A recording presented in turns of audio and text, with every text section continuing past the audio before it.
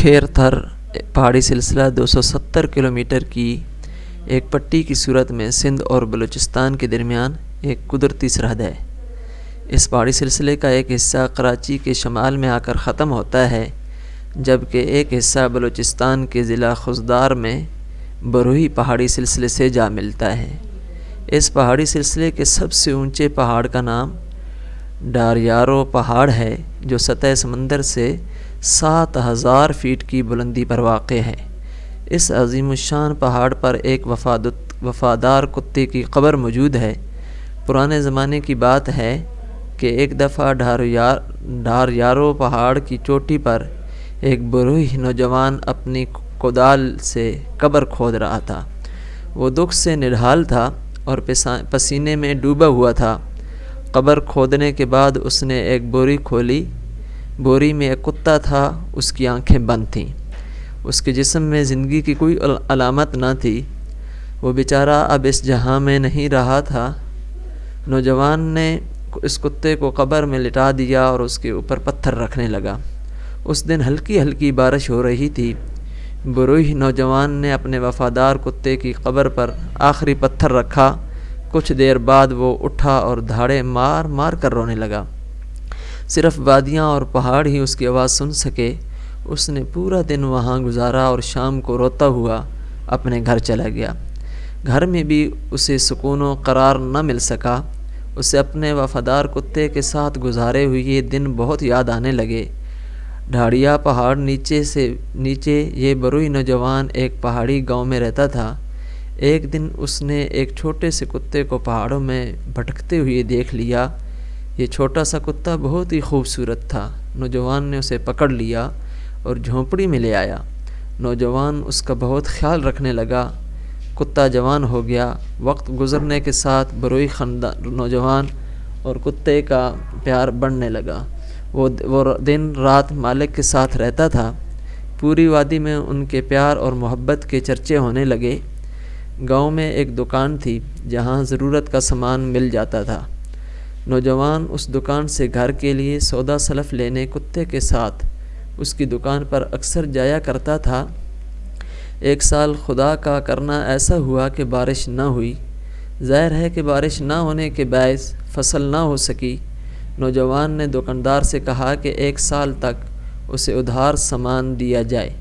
کچھ سوچ کر دکاندار نے کہا کہ وہ اپنا کتا قرض کی ادائیگی تک یہاں ضمانت کے طور پر چھوڑ جائے۔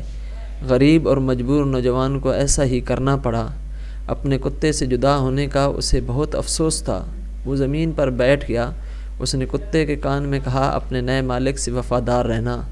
جب تک میں قرض ادا نہ کروں واپس ہرگز نہ آنا۔ معصوم جانور کی آنکھوں میں بھی آنسو آ گئے۔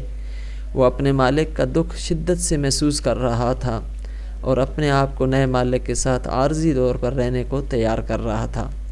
نوجوان اپنے وفادار کتے کو دکاندار کے حوالے کر کے اپنے گاؤں چلا گیا۔ دکاندار نے کتے کے گلے میں زنجیر ڈالی اور اسے اپنے گھر لے آیا۔ بیچارے کتے نے پہلے تو کبھی زنجیر دیکھی ہی نہیں تھی۔ اسے عجیب سا لگ رہا تھا، پھر بھی اسے اپنے نئے مالک کے ساتھ وفاداری کرنی ہی تھی۔ دن گزرتے گئے۔ بروئی نوجوان نے اپنے کھیتوں کو بڑی محنت سے تیار کیا۔ اسے انتظار تھا کہ بارش ہو اور فصل اچھی ہو جائے تاکہ وہ قرض اتار کر اپنے کتے کو واپس گھر لے آئے۔ ایک رات دکاندار کے گھر میں چور گھس آئے۔ چور دکاندار کی پوری نقدی، زیورات اور دوسرا قیمتی سامان چرا کر لے گئے۔ کتا زنجیر میں بندھا ہوا تھا، لہذا مجبور تھا۔ وہ زور زور سے بھونکنے لگا۔ دکاندار جاگ اٹھا۔ اسے محسوس ہوا کہ کچھ گڑبڑ ہوئی ہے۔ اسے فوراً کتے کو زنجیر سے آزاد کر دیا۔ کتا چوروں کے پیچھے دوڑا۔ چور گاؤں کے باہر ندی کے کنارے پہنچ گئے تھے۔ کتے نے ان کو گھیر لیا۔ دکاندار بھی پیچھے پیچھے چلا آیا۔ اس کے ساتھ ہی گاؤں کے بہت سارے لوگ بھی لاٹھیاں اور کلہاڑیاں لے کر وہاں آ گئے۔ اس طرح چور وہیں سامان چھوڑ کر بھاگ گئے۔ دکاندار کتے کے اس کارنامے پر بے حد خوش ہوا اور کتے کو آزاد کرنے اور اپنے اصل مالک کے پاس واپس بھیجنے کا ارادہ کر لیا۔ تمہارے وفادار کتے نے مجھے بے حد خوش کر دیا ہے۔ اس نے میرے قیمتی چیزیں، نقدی اور ساز و سامان چوری ہونے سے بچا لیا ہے۔ میرے خیال میں تمہارے کتے نے تمہارا قرض چکا دیا۔ اب تم میرے قرض دار نہیں ہو۔ تمہارے کتے کو آزاد کر کے تمہارے پاس واپس بھیج رہا ہوں۔ دوسرے دن دکاندار نے کتے کے گلے میں یہ پرچی ڈالی اور زنجیر کھول کر کتے کو اپنے پرانے مالک کے گھر جانے کا حکم دے دیا۔ کتے نے خوشی خوشی اپنے پرانے مالک کے گھر کی طرف دوڑنا شروع کیا۔ وہ پہاڑی رکاوٹوں کو پھلانگتا ہوا آگے بڑھ رہا تھا۔ اچانک اس کی نظر اپنے پرانے بروہی مالک پر پڑی۔ اب کی بار بارش خوب ہوئی تو فصل بھی اچھی ہوئی۔ بروہی نوجوان نے اناج بیچ کر قرض کے پیسے دینے کا انتظام کر لیا تھا۔ وہ دکاندار کی طرف ہی آ رہا تھا۔ دونوں کا آمنا سامنا ہوا۔ کتا خوشی سے دم ہلانے لگا، لیکن دونوں کے جذبات و احساسات ایک دوسرے سے بہت مختلف تھے۔ ایک بے حد خوش تھا تو دوسرا اس کے برعکس دکھ اور غصے میں تھا۔ کتے نے سوچا کہ اس کا پرانا مالک اس کی بہادری پر بہت خوش ہوگا اور اسے پیار کرے گا، جبکہ بروہی نوجوان سمجھ رہا تھا کہ یہ دکاندار کے ہاں سے بھاگ آیا ہے اور اس کے لیے شرمندگی اور ذلت کا باعث بنا ہے۔ بے شرم کتے، تم نے میری بے عزتی کرا دی۔ تم نالائق اور نمک حرام ہو۔ کتا بیچارہ اپنے مالک کے پیچھے پیچھے دوڑنے لگا، لیکن مالک نے اس پر کوئی توجہ نہ دی۔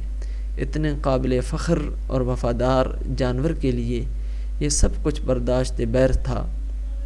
اسے یقین ہو چلا کہ اس کو پرانا مالک قبول نہیں کرے گا، لہذا وہ غم کی شدت سے وہیں ڈھلوانی راستے پر گر گیا اور دم توڑ دیا۔ نوجوان جب دکاندار کے پاس قرضہ واپس کرنے پہنچا تو اسے حقیقت کا علم ہوا۔ دکاندار نے اسے بتایا کہ اس نے کتے کے گلے میں کتے کی رہائی اور قرض کی معافی کا پرچہ لکھ کر باندھ دیا تھا۔ دکھ، اداسی اور پچھتاوے کا بوجھ لیے نوجوان وہاں سے روانہ ہوا۔ ہلکی ہلکی بارش تھی، لیکن اس نوجوان کے دل میں تو دکھ اور پشیمانی کی تپش تھی۔ اس نے اپنے مرے ہوئے محبوب کتے کو بوری میں ڈالا اور ڈاڑیارو پہاڑ کی چوٹی پر قبر کھود کر اسے دفنا دیا۔